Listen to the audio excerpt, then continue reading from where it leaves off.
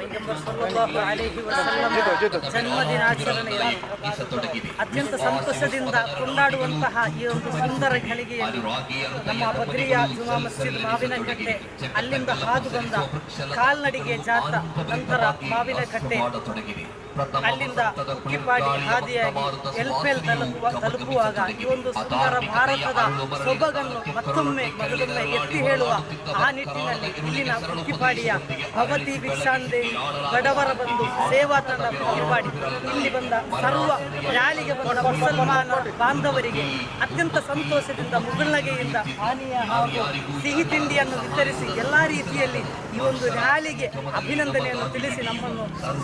ತುಂಬ ಸಂತೋಷದಿಂದ ಬರಮಾಡಿಕೊಂಡಿದ್ದಾರೆ. ಈ ಒಂದು ತಂಡಕ್ಕೆ ಎಲ್ಲ ರೀತಿಯ ಕೃತಜ್ಞತೆಗಳು ಮನದ ಅಂತರಾಳದಿಂದ ತಿಳಿಸ್ತಾ ಇದ್ದೇವೆ. ಈ ರೀತಿಯಾಗಿ ನಮ್ಮ ಸುಂದರ ಭಾರತವು ಯಾವುದೇ ಧರ್ಮ, ಜಾತಿ, ಪಂಗಡಗಳ ವ್ಯತ್ಯಾಸವಿಲ್ಲದೆ ನಾವೆಲ್ಲರೂ ಮೇಲು ಕೀಳು ಎಂಬಿಲ್ಲದೆ ಎಲ್ಲರೂ ಒಂದೇ ಎಂಬ ನಿಟ್ಟಿನಲ್ಲಿ ಈ ಸುಂದರವಾದ ಭಾರತಕ್ಕೆ ಬೇಕಾಗಿ ಕೆಲಸ ಮಾಡಿ ಇನ್ನು ಈಗ ಮುಂದುವರಿಯುತ್ತಿರುವ ದೇಶವಾದ ನಮ್ಮ ಭಾರತವನ್ನು ಡೆವಲಪ್ಡ್ ಕಂಟ್ರಿ ಅಥವಾ ಮುಂದುವರಿದ ದೇಶವಾದ ಆ ಒಂದು ಸಾಲಿನಲ್ಲಿ ಸೇರಿಸುವ ನಿಟ್ಟಿನಲ್ಲಿ ನಮ್ಮೆಲ್ಲ ಹಿಂದೂ, ಮುಸಲ್ಮಾನ, ಕ್ರೈಸ್ತರು ಎಂಬ ಭೇದ ಭಾವದಿಂದ ಎಲ್ಲರೂ ಕೆಲಸ ಮಾಡುವಂತಹ